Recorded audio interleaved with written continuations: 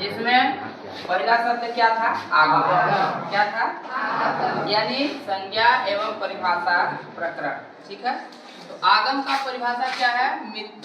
मित्र वदागम। क्या है बेटा? यानी यहाँ पर देखते हैं, इसका मतलब क्या होता है कि दो वर्णों के बीच में कोई भी वर्ण मित्रवत आके बिना किसी को नुकसान पहुंचाए बीच में कोई मित्रवत आके बैठ जाता है तो उसे क्या कहते हैं? आगम। क्या कहते हैं? आगम। चलिए क्रिया विधि के द्वारा देखते हैं। चलो आओ, क्या तीनों लोग ठीक। अब हाँ, चलिए यहाँ पर एक शब्द देख रहे हैं, वृक्ष छाया। क्या देख रहे हैं? वृक्ष छाया। चलिए हम पहले बैठाते हैं इस किनारे छ को।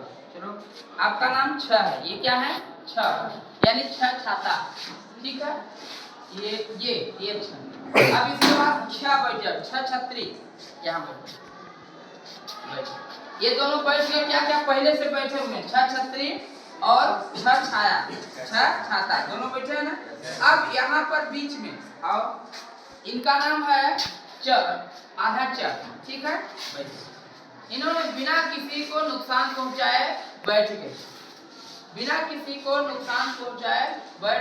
तो इसे क्या कहेंगे? आगम। क्या कहेंगे? आगम। अब तो समझ गए होंगे, बोलिए। कोई डाउट है? दो वर्णों के बीच में तीसरा वर्ण बिना किसी नुकसान के मित्रवत आके बैठ जाए, उसे क्या कहेंगे? आगम। जैसे देखिए, वृक्ष है, वृक्ष धन छाया, यानी छ है और छ है, दोनों के बीच में च का आगम है। एक समझ गए। अब दूसरा देखते हैं, आदेश। क्या है? आदेश। आदेश का सूत्र क्या है कि शत्रु वदादेश, यानी किसी वर्ण के साथ दो वर्ण रहेंगे तो पूर्व वर्ण के साथ, उत्तर वर्ण के साथ नहीं, पूर्व वर्ग के अंतिम वर्ण के साथ वो आता है और शत्रु पूर्वक उसको हटाकर स्वयं बैठ जाता है, उसे हम क्या कहेंगे? आदेश। चलिए आओ,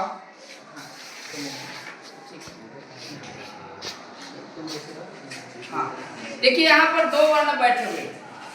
दो वर्ण क्या क्या हैं? यदि, अब। ये है यदि, ठीक है। ये क्या है? अपि। इधर से दिखाएं तो सबको। हाँ, ये है यदि और ये है अपि। अब देखिए, यदि में जो है वो ई है, ठीक है, आधा द है और फिर ई है।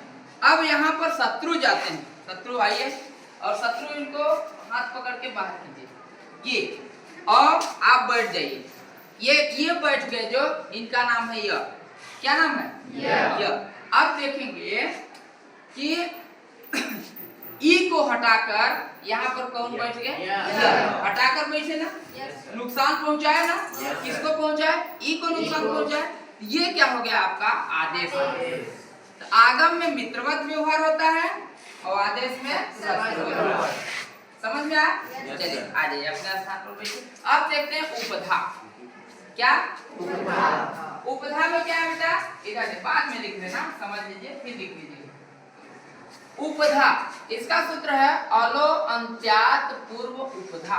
अलो अंत्यात पूर्व उपधा। अब देखिए, ये कह रहा है कि अंतिम वर्ण दिए गए शब्द के अंतिम वर्ण,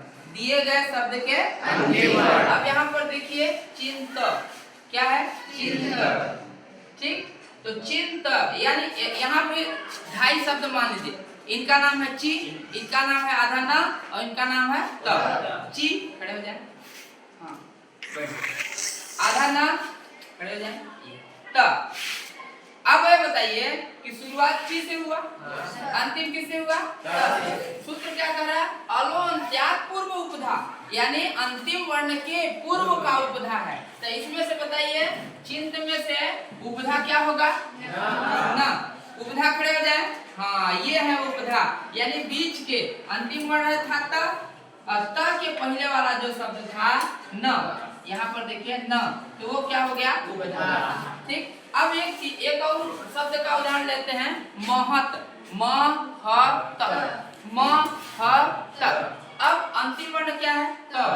ये ह है, तो ह में क्या छुपा है? अ, क्योंकि ह में कोई हलंत नहीं है और शुरू वर्ण को लेना नहीं है, तो अंतिम वर्ण के पूर्व का लेना है, तो इसमें जो है उपधा क्या निकल आएगा? तो निकाल लेंगे। समझ में आ गया कि नहीं है? हाँ, चलिए अब इसके बाद देखते हैं पद। पद क्या होता है? सुप्ति, सुप्तिंगतम पदम, सुप्तिंगतम पदम, अर्थात ये प्रत्यय होते हैं। क्या होते हैं? पद प्रत्यय होते हैं। तो क्रियापद में आने वाले 18 प्रत्यय, क्रियापद को ही धातु रूप कहते हैं। धातु रूप अगर कहें तो जिससे लकार बनता है, क्या बनता है? लकार, जो लकार बनाने में काम आते हैं, तीतर, तीसी, था, ये वाले क्रियापद कहलाते हैं। तो सुक्ति में जो है, पद में जो है, तो पद किस काम में आता है? तो धातु रूप बनाने में और शब्द रूप बनाने में काम आता है। तो अगर देखा जाए तो क्रियापद में आने वाले जो प्रत्यय होते हैं उनकी संख्या 18 होती है, और शब्द रूप बनाने वाले जो प्रत्यय होते हैं उनकी संख्या कितनी होती है? समझ में आ रहा है? अच्छा, फिर इसके बाद आते हैं निष्ठा में। किसमें आते हैं? निष्ठा में क्या है कि कत्त कत्वतु निष्ठा, कत्त कत्वतु निष्ठा, अर्थात भूतकालिक, भूतकालिक क्रिया। भूतकालिक यानी जो लंब लकार का हो, जो बीत चुका हो, तो भूतकालिक क्रियापदों का निर्माण करने में इसका काम होता है। किसका? निष्ठा। जैसे मान लो लिखा है गतः, क्या लिखा है? अब गतः में क्या लिखा है? यहाँ गम धातु है, क्या? गम धातु है, और गम धातु में कत्त प्रत्यय लगा, क्या हो गया हमारा? गतः। इसी को क्या कहेंगे? निष्ठा। ठीक है। अगला है विकिरण। तो विकिरण क्या है? धातु और तिंग प्रत्ययों के बीच, धातु और तिंग प्रत्ययों के बीच सब का होना। सब क्या है? प्रत्यय। क्या है? प्रत्यय। सब का होना ही विकिरण कहलाता है। जैसे यहाँ देखिए भूति, भूति में दो शब्द हैं, क्या है? भू और ती, लेकिन यहाँ बीच में अ का भी जब निर्माण हो जाता है, ये क्या होता है? विकिरण कहलाता है। क्या कहलाता है बेटा? विकिरण। अब आते हैं संयोग। संयोग क्या है? संयोग का सूत्र जो दिया है वो है हलो अंतरा संयोग, हलो अनंतरा संयोग। जैसे देखिए, इसका मतलब संयोग का मतलब समझ लो सहयोग, संयोग का मतलब समझ लो सहयोग। अब यहाँ पर 3 शब्द लेते हैं, 3 वर्ण लेते हैं, 2.5 वर्ण लेते हैं। एक का नाम हो गया ग, खड़े जाइए, ग परिचित है? क्या नाम है इनका? ग। आप खड़े जाइए, इनका नाम है आधा च, ठीक? इनका नाम है छ, क्या नाम है? छ। अब बढ़िए, कर है, ये बताइए, यहाँ पर देखिए आधा च जो है, आधा च है, इसको सहारा किसने दिया है? ने। तो संयोग क्या होगा? कि ग होगा। जिसने सहयोग किया वो संयोग हुआ, जिसने सहयोग किया वो संयोग हुआ। तो इसमें का संयोग क्या हो जाएगा बेटा? छ। ये छ जो है वो संयोग, छ जो है वो संयोग। अब संहिता, संहिता जो है, संहिता का सूत्र क्या है? परः सन्निकर्ष संहिता, परः सन्निकर्ष संहिता, अर्थात संधि कार्य के लिए ही आवश्यक है। संहिता किसके लिए आवश्यक है? कार्य के लिए आवश्यक। संहिता किसके लिए आवश्यक है? कार्य के लिए आवश्यक है। जैसे देखिए, ये है वाक्, यानी सन्निकर्ष का मतलब होता है बहुत नजदीकी। क्या? बहुत। यहाँ पर देखिए वाक् धन ईसा है, क्या है? वाक्। ये जो क है ये व्यंजन है, क जो है क्या है? व्यंजन है, और क के साथ क्या लगा है? ई जो है ये स्वर। ये भले अलग प्रजाति के हैं, ये व्यंजन है ये स्वर है, लेकिन दोनों में बहुत निकटता है। और जब दोनों में निकटता होती है तो एक नया शब्द का निर्माण होता है जो बन जाता है क्या? गी। क्या बन जाता है? गी। वाक धन ईस बराबर क्या हो जाता है, वागीश। दोनों में सन्निकर्ष का होना, तो ये कह सकते हैं कि दोनों शब्द जब सन्निकर्ष होते हैं तब एक नया शब्द बनता है। सन्निकर्ष का मतलब हो गया अधिक नजदीकी। ठीक, अब अंतिम जो है वो है संप्रसारण। क्या है, संप्रसारण। इसका सूत्र है इज्ञण संप्रसारणम। इज्ञण संप्रसारण, इसका मतलब क्या होता है, यड़ प्रत्याहार। आपने महेश्वर सूत्र में यड़ प्रत्याहार पढ़ा है ना। यड़ प्रत्याहार में क्या क्या होता है, यवरल,